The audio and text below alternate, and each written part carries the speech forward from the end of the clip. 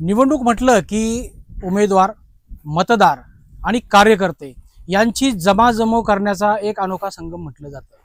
ज्यांच्याकडे असंख्य कार्यकर्ते आहेत त्यांना निवडणूक अत्यंत सोपी आहे असंही म्हटलं जातं. आणि एक निवडणुकीचं चित्र, रणधुमाळी जी आहे ती निवडणुकीच्या काळात बघायला मिळते. सध्या शिर्डी नगर परिषदेची निवडणूक लागलेली आहे.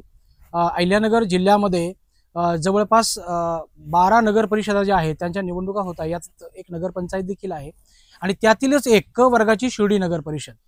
या नगर परिषदेचं सांगायचं जर ठरलं तर पूर्वी शिर्डी नगरपंचायत म्हणून ओळखली जायची. यामध्ये पूर्वी 17 वार्ड होते आणि 17 नगरसेवक निवडून यायचे, 17 सदस्य. आता हिचं रूपांतर होऊन नगर परिषदेमध्ये याचं रूपांतर झालेलं आहे आणि शिर्डी नगर परिषदेची ही सार्वत्रिक निवडणूक 2025 पहिलीच निवडणूक आहे. या निवडणुकीमध्ये 23 उमेदवार 11 प्रभागातून या ठिकाणी निवडून द्यायचे आहे. एक कार्यकारी मंडळ जे आहे ते या ठिकाणी असणार आहे. त्यातीलच जनतेतून नगराध्यक्ष अशी एक सगळं कार्यकारी मंडळ या ठिकाणी स्थापन होणार, त्यासाठीची ही निवडणूक आहे. सध्या आपण शिर्डीमध्ये आहोत आणि शिर्डीतील सर्वात मोठा प्रभाग म्हणून ज्याची ओळख आहे तो प्रभाग क्रमांक 11. या ठिकाणी जे आहे ते प्रभाग क्रमांक 11 ब मध्ये चौरंगी लढत होत आहे. म्हणजे 2 अपक्ष आणि 2 पक्षाचे असे उमेदवार आहे. साधारण 6,000च्या आसपास या ठिकाणी मतदार असल्याचं सांगितलं जात आहे आणि मोठा वार्ड म्हणून, मोठा प्रभाग म्हणून याकडे बघितलं जात आहे. यातील प्रचाराचं जर सर्वात महत्त्वाचं जर म्हटलं तर प्रचार अतिशय जोरदार सुरू आहे. सर्वजण प्रचार चांगला करत आहे. अपक्ष देखील रिंगणात उतरलेले आहेत. याचबरोबरीने आपल्यासोबत जे आहेत ते अरविंद सुखदेव खोते पाटील. आता अरविंद खोते यांना प्रामुख्याने अरविंद आप्पा म्हटलं जातं आणि त्यांची प्रचाराची रणधुमाळी अत्यंत जोरात सुरू आहे. आज सकाळी आपण यांच्याकडे आलेलो आहोत. नेमकं कशा पद्धतीनं हे सगळं चित्र सुरू आहे, कशा पद्धतीने आव्हानं पेलली जात आहे ते आपण पाहणारच आहोत. आणि एक रोडमॅप घेऊन, विकासाचा रोडमॅप घेऊन जनतेसमोर सगळे उमेदवार जाताना दिसून येत आहे. तर अरविंद खोते आपल्यासोबत आहेत. आपण नमस्कार. काय नेमकं एक तुम्ही जर बघितलं तर की व्यावसायिक आहात आणि निवडणुकीत उतरण्याचंच का ठरवलं, काय कारण? निवडणुकीत उतरण्याचं असं कारण का आम्ही साधारण 2011 पासून जनतेच्या सेवेत आहोत आणि मागच्या वेळेस पण आम्ही निवडणुकीच्या रेसमध्येच होतो. काही कारणास्तव नामदार साहेबांच्या सांगण्यावरून, आदेशावरून मी थांबून घेतलं होतं आणि परत हा चान्स परत मला भेटला नामदार साहेबांच्या मार्फत, सुजयांच्या मार्फत. मी त्यांचे पण आभारी आहोत आणि हा चान्स भेटला म्हणून त्याचा मी फायदा घेणार. फायदा म्हणजे जनतेची सेवा करण्यासाठी फायदा घेणार. अच्छा.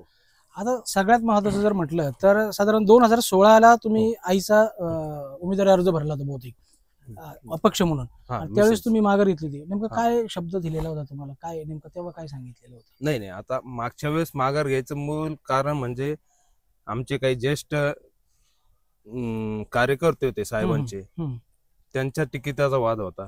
त्यांना तिकीट गेलं त्याच्यामुळे मी तो माघार घेतली. हा, म्हणजे इतरांचा मान ठेवायचा म्हणून स्वतः माघार घ्यायची. याला मोठं मन लागतं खरं तर या गोष्टींना. पण आता जे आहे ते आता कशा पद्धतीने प्रचार सुरू आहे, काय उमेदवारांच्या मतदारांच्या काय भावना आहेत, इतर उमेदवार देखील प्रचार करताना दिसून येत आहे? मला माझ्या कामाची पावती नामदार राधाकृष्ण विखे पाटलांनी, सुजयदादांनी ही दिलेली आहे मला उभं करून. आणि मी या मायबाप जनतेच्या जीवावर आज उभा आहे.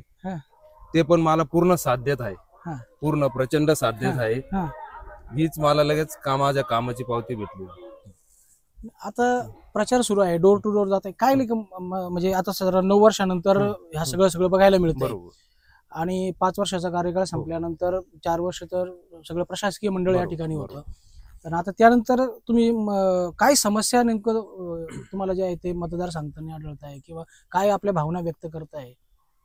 समस्या तर आम्ही 2011 पासूनच सोडत आलो. तसं 2001 पासूनच सगळ्या शिर्डीच्या समस्या सुटतच चालल्या आहे. पाणी असेल, रस्ता असेल, वीज असेल, 24 तास लाईट आहे, ड्रेनेज असेल, सगळ्या मूलभूत सुविधा तर सुटत आहे. आज कुठं पण बघा, आज इथं बघा, आज छोटा रोड असून पण ते डांबरी रोड आहे. म्हणजे असा कोणताच परिसर राहिलेला नाही शिर्डीचा का तो सुख सुविधांनी हे झालेलं नाही, परिपूर्ण झालेलं नाही. परिपूर्ण झालेलं आहे. सुख सुविधा हा परिपूर्ण झालेला आहे. नाही, मग आता सगळं आलबेल आहे आणि सगळं एकदम चांगलं आहे, तर मग नेमकं कोणत्या अजेंडा घेऊन आपण आता मतदारांकडे जाणार आणि मत मागणार? जर तुम्ही म्हणता सगळंच चांगलं आहे, सगळं संपन्न झालेलं आहे, बरोबर, मग आता मतदारांकडे मत कसं मागणार? काय राहिलंय किंवा काय होणार? शेअर तर वाढतंय, हा. शेअर वाढतंय, सुविधा पण आधुनिक होतच चाललेल्या आहे. समजा पूर्वी खडीचे रस्ते असायचे, त्याच्यात लोक समाधान राहायचे. आज डांबरी रोड आहे, पुढे सिमेंट रोड होणार आहे. अशा सुविधा तर द्यावाच लागते ना लोकांना. डेव्हलपमेंट सुरू आहे, डेव्हलपमेंट करावंच लागते. आणि दुसरे एक अजेंडा म्हणजे आज आपले दुसरे परिक्रमा मार्ग आहे, तो पण एक विकसित करायचा आहे. MIDC मध्ये चालू आहे, त्याच्यातून लोकांना रोजगार भेटन हे पण आमच्या साहेबांच्या मार्फत सांगितलं गेलेलं आहे. ते पण आम्ही लोकांपर्यंत पोहोचवतोय. आज रोजगार एक साहेबांमार्फत, सुजयांमार्फत हा प्रचंड प्रमाणात होणार आहे. एक 5-10 हजार लोकांना काम भेटणार आहे एवढ्या 5 वर्षात. हा, म्हणजे रोजगारचा प्रश्न आहे. शिर्डी वाढते, शिर्डीचं म्हणजे भौगोलिक स्थिती वाढते, बऱ्याच काही गोष्टींचे परिवर्तन होताना दिसून येत आहे. काही रोड छोटे होते ते रोड मोठे केले किंवा सुशोभीकरण, अशा बऱ्याचशा गोष्टी. आता शहर म्हटलं का तिथं परिवर्तन ही भूमिका आलीच.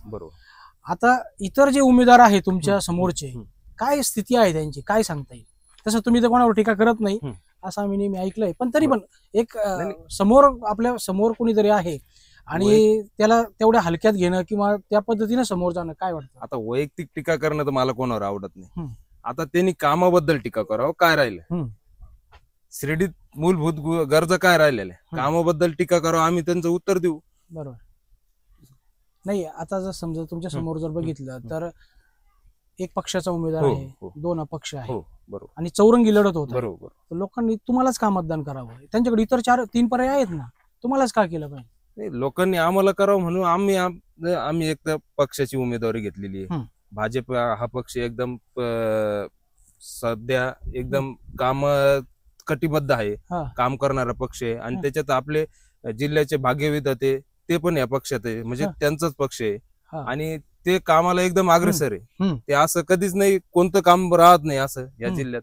त्यामुळे आम्ही या पक्षाकडून लढतो. आणि माझं वैयक्तिक पण लोकांबद्दल भरपूर प्रेम आहे, लोकांचं भरपूर प्रेम आहे माझ्यावर. आता तुमच्यावर आणखीन एक म्हटलं जातं की प्लॉटिंग करून बक्कळ पैसा कमावला, त्याच्यामुळे आता अरविंद आप्पाकडे भरपूर पैसा आहे आणि त्या पैशाच्या जोरावर सगळी निवडणूक होणार, असं देखील एक चर्चा आहे.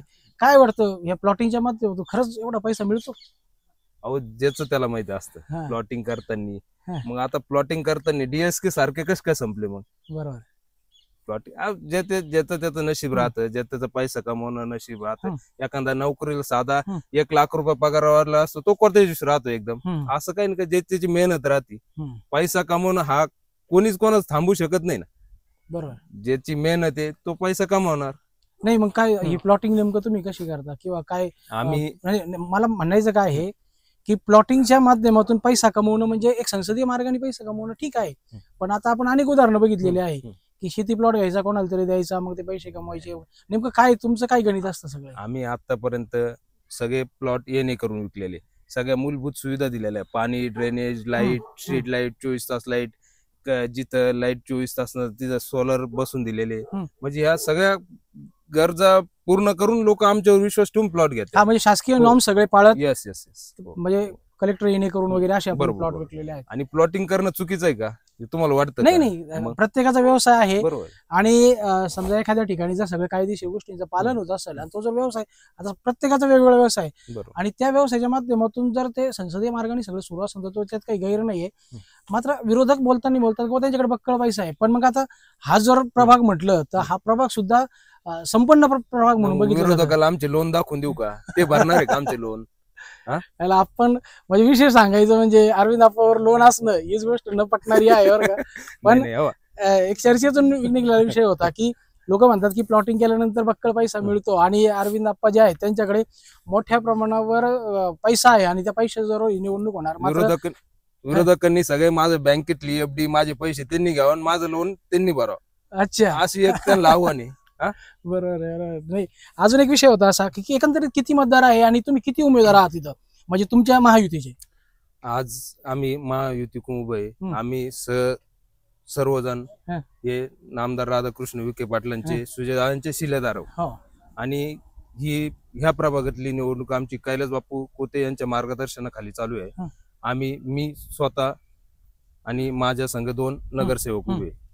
एक अ मधून छायाताई सुधीर शिंदे, मी ब मधून आहे 11 ब मधून अरविंद सुखदेव कोते आणि क मधून प्रतीक्षाताई किरण कोते या उभे आणि आमच्या नगराध्यक्षाचे उमेदवार या जयश्रीताई विष्णू थोरात आहे. या सर्व कमल चिन्हावर उभे. हा म्हणजे हे 4 या ठिकाणी जे आहे ते प्रत्येक मतदाराला 4 मतदान करायचे. हो 4 मतदान करायचे. अच्छा, कुठं होणार आहे म्हणजे मतदान नेमकं कुठं असणार आहे किंवा काय नेमकं सगळी यंत्रणा त्या मतदारांना कसं घरातून त्या बूथ पर्यंत नेण्यासाठी काय यंत्रणा राबवली जाणार? मतदान हे 500 रूम साईबाबा इंग्लिश मीडियम स्कूलला होणार आहे 2 तारखेला. अच्छा, पण आता मतदारांना तिथपर्यंत कसं घेऊन जाणार किंवा मतदान घडून आणण्यासाठी काय योजना तुम्ही राबवणार? कारण की तुमची रिक्षा संघटना आहे, बाकीचे इतर का मंडळ तुमच्याकडे आहे, संघटना आहेत. आम्ही फक्त ज्येष्ठ लोकांची सेवा करणार आहे, कारण की फक्त ज्येष्ठच आम्हाला म्हटले का आमची न्यायची आणायची सोय करा. बाकीच्या लोकांमधून इतका प्रतिसाद ते स्वतःहून मतदानाला येणार आहे.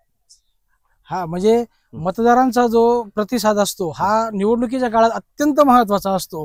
कारण की मतदार राजा मतदान केंद्रावर जाऊन जोपर्यंत आपला मतदानाचा हक्क बजावत नाही तोपर्यंत उमेदवाराची जी धाकधूक असते ती वाढत असते की किती टक्के मतदान झालं, काय झालं, या सगळ्या गोष्टी असतात. तर आणखीन एक प्रश्न होता की यामध्ये कैलास अप्पू कोते जसं तुम्ही म्हटले की प्रथम नगर आहे, यांचा काय फॅक्टर यशस्वी होईल? कारण त्यांनी आता एवढ्या निवडणुका लढवल्या आहे, सगळं जवळून बघितलं, या वेळेची सूत्र देखील त्यांच्याकडे आहे. त्यांचं मतच ह्या वार्डात विरोधकच नाही, हे राहिलेले फक्त काय स्वयंघोषित नेते. त्यांनी काल परवा बाईट दिलेली आहे का स्वयंघोषित नेते, हे विरोधक हा कोणीच नाही या वार्डात. अच्छा, म्हणजे विरोधक आहे त्यांना ते विरोधक नसल्याचं असं तुमचं म्हणणं आहे, पण ते तर प्रचार करताय, जनता पण त्यांच्या सोबत आहे असं दिसून येतंय.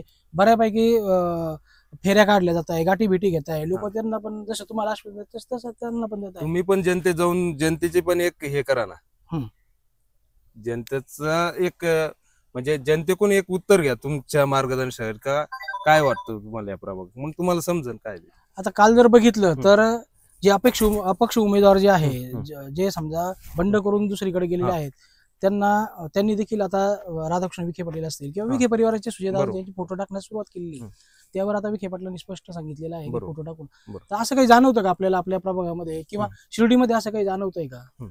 शिर्डीमध्ये विखे पाटलांनी पूर्णपणे त्यांचं चिन्ह कमळ हे सांगितलेलं आहे, सर्वांना सांगितलं, तेव्हा लोक ह्या भूलतापेला बळी पडणार नाही. दादांचे साहेबांचे फोटो टाकून आणि साहेबांनी एक पूर्ण आदेशच दिलेले डायरेक्ट पोलीस स्टेशनला नंतर निवडणूक अधिकारीला कारवाई करायची, ती कारवाई चालू होईल उद्यापासून. हा म्हणजे जे अपक्ष उमेदवार जे आहे ते विखे परिवाराच्या नावावर किंवा फोटोवर मतदान जे मागणार आहे त्यांना तो कडक इशारा जो आहे ते विखे पाटील परिवाराने दिलेला आहे, म्हणजे नामदार राधाकृष्ण विखे पाटलांनी दिलेला आहे. आणि या सगळ्या माध्यमातून जे आहे ते आता शिर्डी नगर परिषदेची निवडणूक जी आहे ते रंग भरताना दिसून येते. प्रचार फेऱ्या सुरू आहे, प्रत्येक उमेदवार त्याच्या क्षमतेनुसार प्रचार करताना दिसून येतो. कार्यकर्त्यांचा मेळा जो आहे तो गल्लीबोळात पाहायला मिळतोय आणि विकासाचं रोडमॅप घेऊन ही जी मंडळी आहे ही मतदारांसमोर जाताना दिसत आहे. येत्या 2 तारखेला शिर्डी नगर परिषदेचं जे मतदान आहे ते होणार आहे आणि त्यावेळेस मतदार राजा जो आपला हक्क बजावणार आहे यावर 23+1 असे 24 उमेदवार जे आहेत त्यांचं भवितव्य ठरणार आहे. आपण नेमकं मतदान कोणाला करावं याबद्दल मी कोणाचा प्रचार करणार नाही, मात्र मला एक सांगायचं आहे, मतदान करताना आपलं सुज्ञ भूमिकेतून करा. आपण चाणाक्ष बुद्धी वापरा. आपला विकास कोण करू शकतं, आपल्या पाठीशी खंबीरपणे कोण उभं राहू शकतं, आणि अडचणीत आपल्याला कोण मदतीला येऊ शकतं, किंवा जनतेचे कामं, विकासाचे मुद्दे या सर्वांवर कोण अधिक भर देऊ शकतं, या गोष्टीतून आपण हा मतदानाचा हक्क बजावायचा आहे. कुठच्याही प्रलोभनाला बळी न पडता अतिशय भारतीय नागरिक असल्याचा स्वाभिमान अभिमान ठेवून आपल्याला हे कार्य करायचं आहे. हे जे अरविंद कोते आहे यांच्यासोबत आपण चर्चा केलेली आहे. ही मुलाखत नेमकं तुम्हाला कशी वाटली ही नक्की कळवा. जास्तीत जास्त लोकांपर्यंत ही शेअर करा. एक चांगली भूमिका मांडण्याचा आपण या माध्यमातून प्रयत्न करत आहोत. शिर्डीच्या विकासाच्या दिशेने जाण्यासाठी कोण नेमका उमेदवार काय भूमिका घेतो हे पाहणं देखील महत्त्वाचं ठरणार आहे. 3 तारखेला गुलाल कोणावर पडणार आणि कोण विजयी होणार हे अत्यंत महत्त्वाचं या ठिकाणी दिसून येणार आहे.